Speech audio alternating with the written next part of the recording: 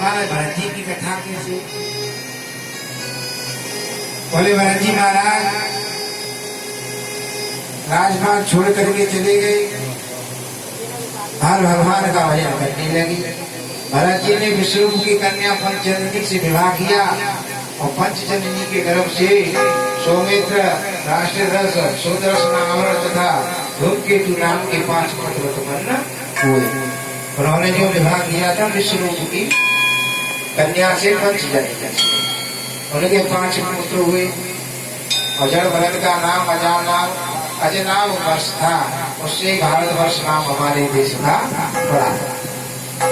उन्होंने करोड़ों वर्ष निकल जाने पर उचित समय जान करके भरत जी ने भोगी हुई परंपरा को, वंश परंपरा को अपने पुत्रों में बांट दिया और अपना राजपाट छोड़ करके आज जड़ भरत जी महाराज कहाँ पहुंच गए? पुनः आश्रम हरिद्वार क्षेत्र में पहुंच गए और वहां महाराज जा करके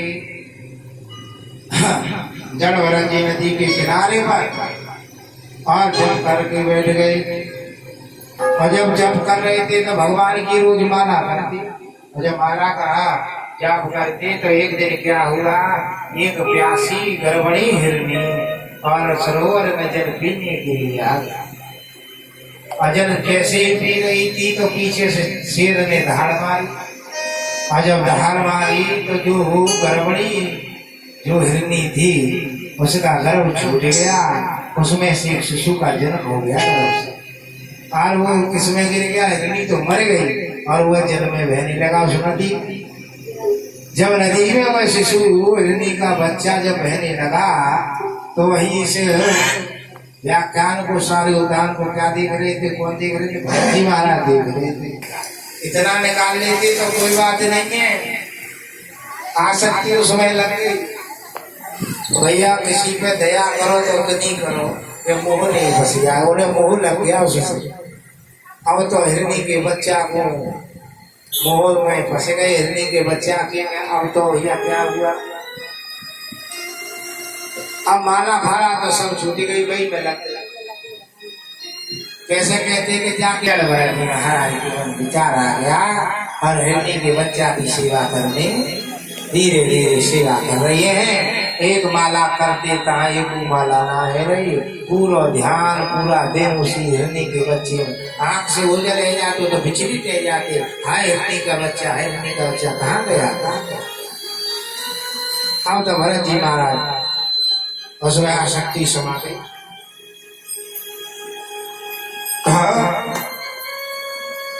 गंडक की नदी पर रहते थे, वैसे ही उनको बनना पड़ा। हिरनी का बच्चा है, हिरनी का बच्चा है, हिरनी का बच्चा, ऐसे ही कहने लगे। फिर उन्होंने उस देह को त्याग करके इसका जन्म प्राप्त किया, हिरण का जन्म प्राप्त किया। अब तो हिरणों के साथ में वो रहते नहीं, हिरण बन गए। उन्हें अपने पूर्व जन्म की याद थी कि मैं क्या कर रहा था, कैसे मैं हिरण बना। तो वो हिरण के और किसी से बात नहीं करते, ना वो बात करते ना कुछ करते। सब हिरण कहते क्यों भाई तू हमसे बात क्यों नहीं करता, हमारे साथ खेलता क्यों नहीं? मन में विचार करने लगे कि एक बार के खेलने से तो हिरण को जन्म मिला हुए और सबरी माला भी छूट गई, और जाऊ जन्म में बिगाड़ ले मौत, यानी कौन का जन्म मुझे प्राप्त होगा। उसी जन्म में उन्होंने भगवान का भजन किया हिरण में। और भैया जंगल में अग्नि लग गई है, उस अग्नि में और हिरण बने भरत जी महाराज। उन्होंने जो है अपने प्राणांत कर लिए हैं। फिर उन्होंने एक वेद पाठी ब्राह्मण के यहाँ जन्म लिया है। सुखदेव जी कहती है कि हे राजन परिचित, मर गए के छोड़ने के बाद में भरत जी ने एक ब्राह्मण के यहाँ जन्म लिया। उस ब्राह्मण के बहुत सी स्त्रियां थी, उसके 9 पुत्र थे। उनमें से एक जड़ भरत जी, ये यानी भरत जी महाराज जी। तो पिता भरत जी महाराज को ज्ञान उपदेश देते, यज्ञ को भी संस्कार भी करा दिया, गायत्री मंत्र का जाप कराते, लेकिन याद करके नहीं देते, क्योंकि उन्हें पूर्व जन्म की स्मरण की याद थी। बोले कि अगर मैं पिताजी के अगले ने पता नहीं ये कैसा है, मंत्र याद करके नहीं देता। और भैया ऐसे पिताजी ऐसी चिंता तो में उनके प्राणांत हो गए। अब तो भैया के पास रहने लगे। भाभी ने कही अपने पति से कि जे एक तो हट्टो कट्टो शरीर जागो 5 किलो रोटी खाता है और इतना शरीर बनाए फिरे ये काम कुछ करता नहीं है। सब दिन माला और जाप माला जाप में लगा रहते है। ऐसा जा कुछ काम बताओ।